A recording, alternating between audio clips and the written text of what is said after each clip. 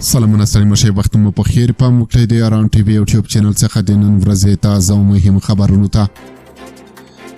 پاکستان غواړي د امریکا په مالی ملاتړ افغانستان کې ټول امریکایي وسلې او تجهیزات په نخښه او بیا لمنځه یوسي د افغانستان خپلواک او ځواکمن حکومت نه غواړي او هڅه کوي چې کابل کې هر حاکم نظام د دوی تر کنټرول لاندې وي په دې وروستیو کې پاکستان هر ډول بهانې کوي او غواړي چې په هر بهانه وی له افغانستان سره جګړه پیل کړي دغه کار لپاره پاکستان دوه موخې لري د شنونکو په باور چې د پاکستان لومړی موخه دغه ده چې د امریکا څخه میلیارډونه ډالر اخیستي څو افغانستان کې د امریکا څخه پاتې وسلې او تجهیزات لمنځه یوسي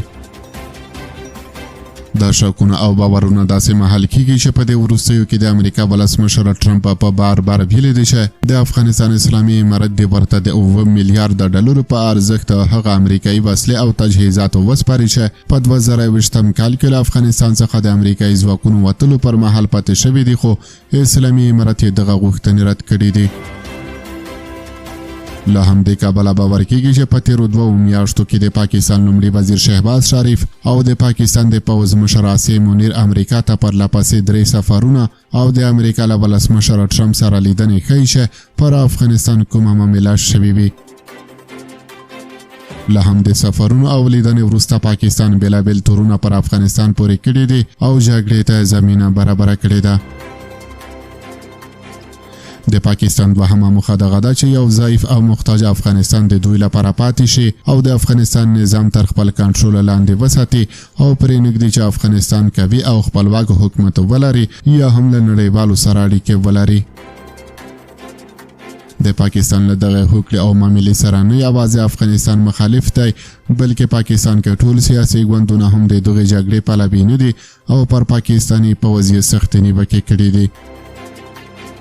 که پاکستان د امریکا په مالی ملاتړ دغه جګړه پیل کړي نو یوازې افغانستان به له پښو وغورځي بلکې پاکستان به هم له سختې ناامنۍ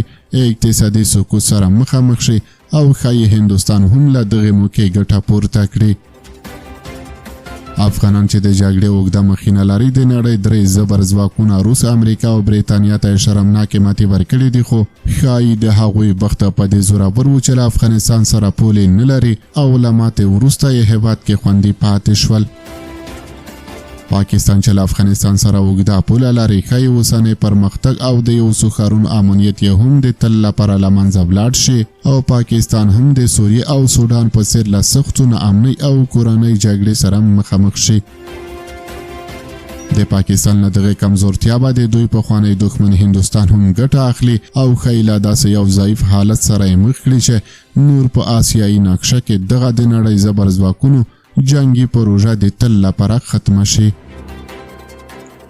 د افغانستان اسلامي امارت په دې وروستیو ناستو کې چې 3 پړاوونه ترسره شول پاکستان سره د روغې جوړې هر ډول هڅې وکړي خو د نړیوالو قدرتونو جنگی پروژې پاکستان نه غوښتل چې دواړه هیوادونه کې اړیکې ولري